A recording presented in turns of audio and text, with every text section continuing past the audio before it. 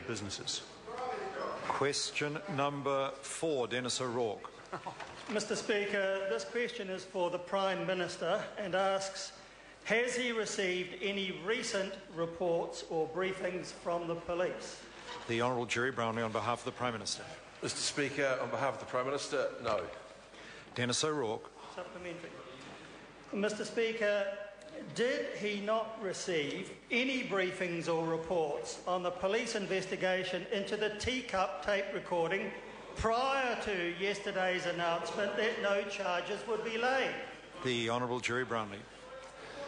Mr. Speaker, on behalf of the Prime Minister, any matters relating to the investigation of the unlawful taping relating to the Right Honourable John Key's role as leader of the New Zealand National Party, not his role as Prime Minister. Therefore, there is no ministerial responsibility on this issue. Supplementary, Mr. Denis O'Rourke. Order, I want to hear Denis O'Rourke's question. Was it just a coincidence then that he happened to be overseas, unconcerned, when the police announced that no charges would be laid against the cameraman concerned? The Honourable Jerry Brownlee. Mr. Speaker, on behalf of the Prime Minister, no. Denis O'Rourke. Mr. Speaker, is he embarrassed that the findings of the police into the matter do not stack up against his bravado about a police investigation during the election campaign? The Honourable... I invite the member to repeat his question, please. The question, Mr. Speaker, was, is the Prime Minister embarrassed that the findings of the police into the matter do not stack up against his bravado about a police investigation during the election campaign? The Honourable Jerry Brownlee. Mr. Speaker, on behalf of the Prime Minister, there is no ministerial responsibility in this matter. The Honourable David Parker.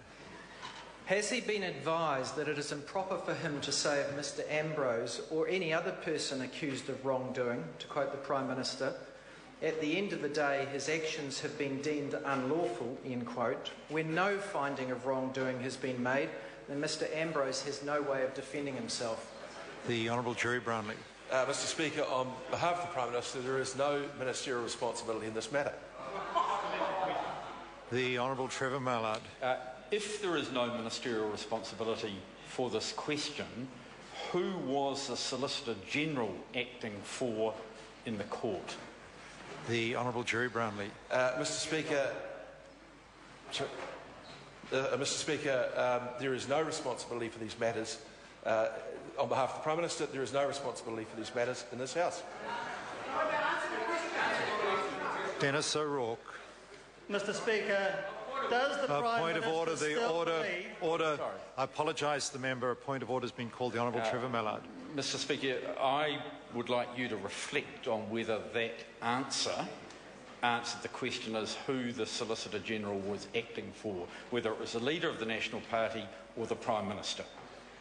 The member's question was certainly a specific question. It simply asked who was the Solicitor General acting for.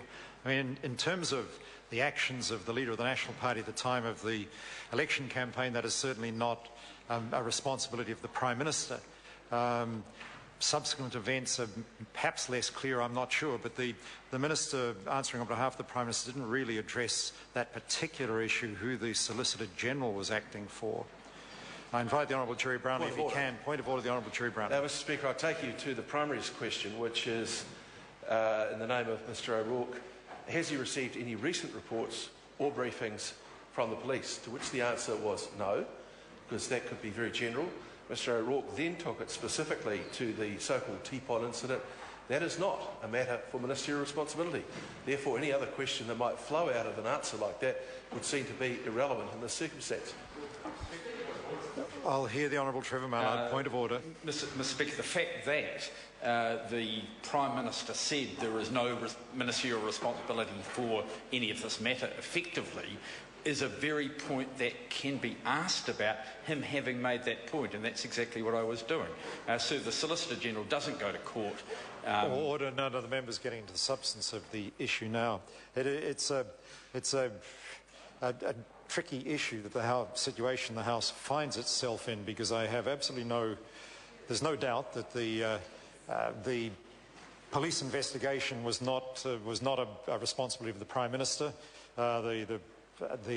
The issues surrounding that were not the responsibility of the Leader of the National Party, not the Prime Minister. We've had this debate in this House many times before, so that's quite clear. The difficulty I'm in as Speaker, I can't second-guess ministers when they say matters are not their responsibility.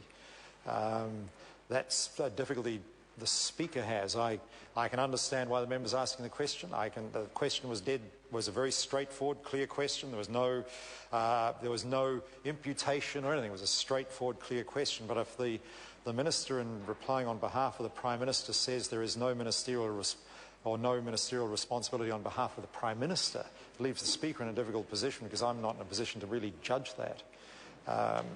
And that's why I really have to accept the Minister's view of that.